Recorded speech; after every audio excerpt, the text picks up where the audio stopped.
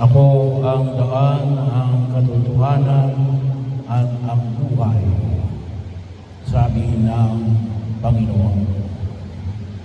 Bahagi ho sa pagkilos natin sa daigdig na ito, kuminsan dahil sa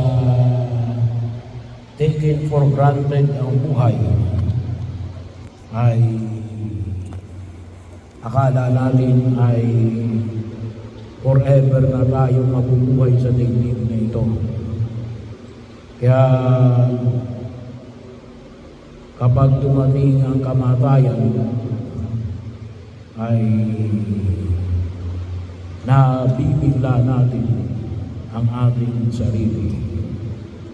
Bahagi yun na kung saan ay pinaalala ni Jesus na kinakailangan din natin ihanda ang ating sarili pagdating ng kamatayan. Bagamat ipinapamanig niya ng alin, ang dulot niya ay buhay. Pero hindi natin mayalis na ang mundong ginagalawa natin ay may hantungan sa daigdig na ating ginagalawa.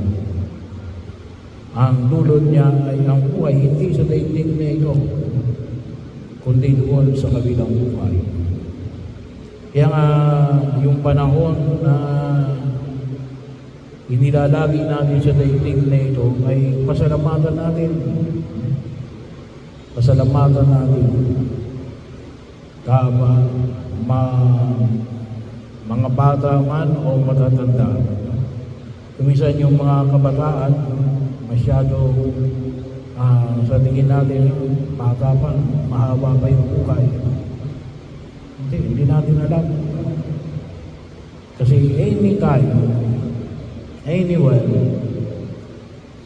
ay pwedeng kunin ng Diyos ang buhay na ipinagkaloob sa atin ng may kapal. Kaya nga, isa yun sa higit natin na maipakita na tayo ay nagpapahalaga sa biyaya ng buhay na patuloy na ipinagkakaloob ng Diyos sa bawat isa. Tayo nawa ay mapuno ng pagpapasalamat na ipinagkakaloob niya sa bawat isa sa amin, sa bawat hininga na pinapikinabangan natin.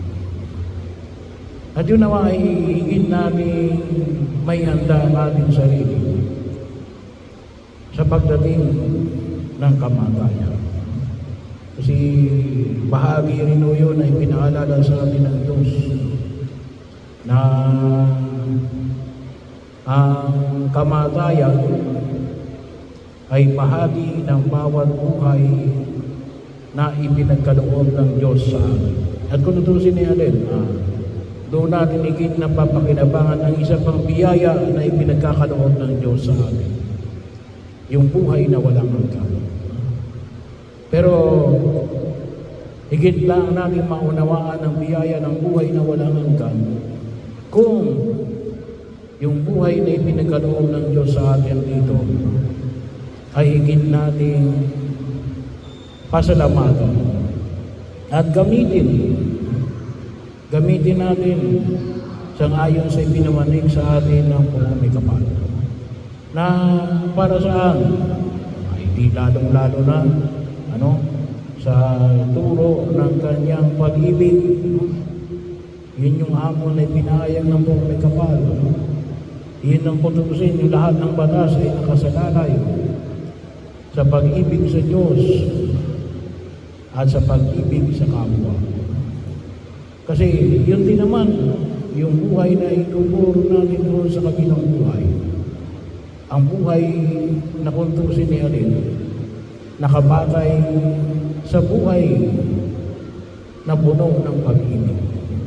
Kasi yun nga yung dahilan kung bakit iniligtas tayo ng Diyos upang tayo makasama sa kanyang kaharian sa langit na nagmamahalan.